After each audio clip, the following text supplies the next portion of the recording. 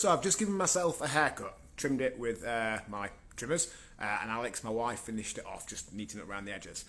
And I feel instantly better, as I generally always do when I have a haircut.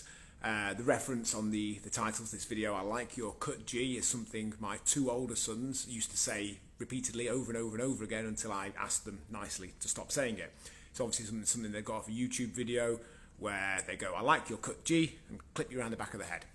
But anyway, I feel instantly better after my haircut. And for me, having a haircut is an example of one thing that I can do that instantly makes me feel better, that takes very little time. At the moment, I've got a challenge going on in a separate private members Facebook group. It's called the 7-day, 5-minute Feel Less Shit Challenge, where people are doing things with a view to making them feel less shit. You know, you might say feel better, but I think the mood for most people at the moment is that feeling less shit feels maybe a more doable thing. Stuff that only takes 5 minutes. Because what we often do, what the human brain is very good at doing, is thinking we need to do this great big thing to make us feel better, or to help us lose weight, or to get us whatever goal we desire. And when we don't feel that we can actually do that, we then don't do that. If we've got in our head it takes an hour, a day, or however many times per week, or a certain amount of time or effort or money or energy or whatever it is, and we don't feel we can dedicate that particular resource to it, then we don't do it. But there's always something we can do. There's always something that takes maybe 5 minutes that will take us somewhat in the right direction. It might not get us the best results ever. You know, it might not be exercise that will get us into the next Olympics. It might not be a way of eating that will get us on the cover of Muscle and Fitness.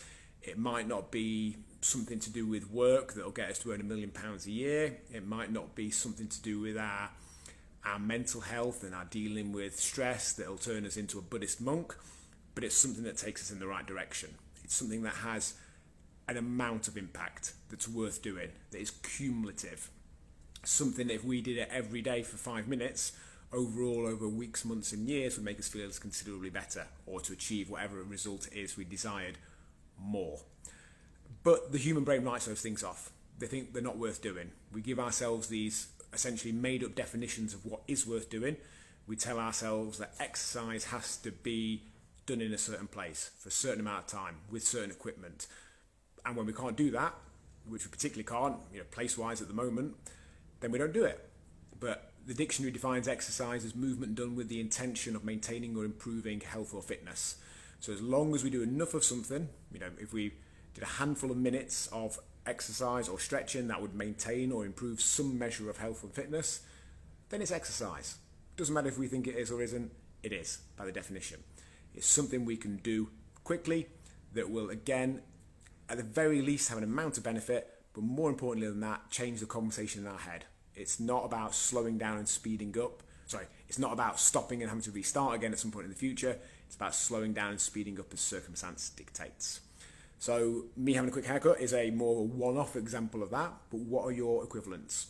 What are the things that you can do, maybe one-offs, a quick something you could do today to make yourself feel better, or things you can do on a regular basis that will make you feel better, or lose weight, or increase energy levels, or improve performance at work, that aren't so big that we feel we can't do them and therefore don't. I'd be interested to hear what yours are. Pop below, tell me what you're thinking, and give the video a like.